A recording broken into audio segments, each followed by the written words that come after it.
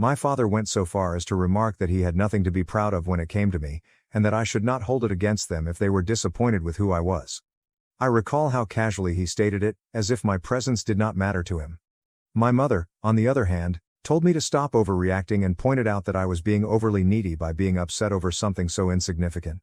It felt as if my parents were saying I hadn't earned the basic respect of being their child because I hadn't done enough, that I was somehow less deserving of their pride or care than Elena simply because I wasn't her. The matter even resurfaced to Elena, who defended my parents and obviously demanded that I be less harsh with them. She said something that truly hit home and I'll never forget. I shouldn't have been so outraged by their graduation speech because it was merely a harmless jest. Elena assured me that if I had studied and worked hard like she did, I could make them proud as well. Among all the words, those that struck the most deeply. It was dreadful to learn I hadn't worked hard enough to earn their respect.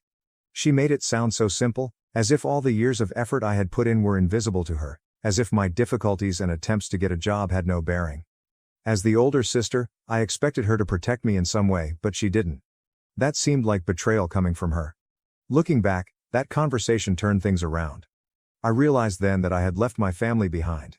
Done trying to win their approval, done clarifying for them, and done hoping for something that would never come, love or affirmation. I put all of my work into making something for myself. Starting that day, I immersed myself in my studies, focusing on the things I could influence and create my destiny.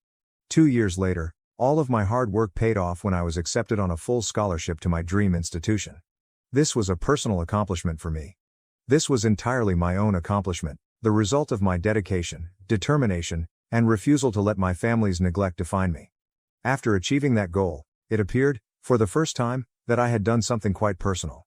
When I gave my parents the news, they were almost as astonished as if they had never expected me to attend college in the first place, never alone on a scholarship. Elena scrutinized my admission letter twice, as if she didn't believe I was capable of doing things on my own. Clearly, they had all underestimated me, and watching their surprise made me slightly thrilled.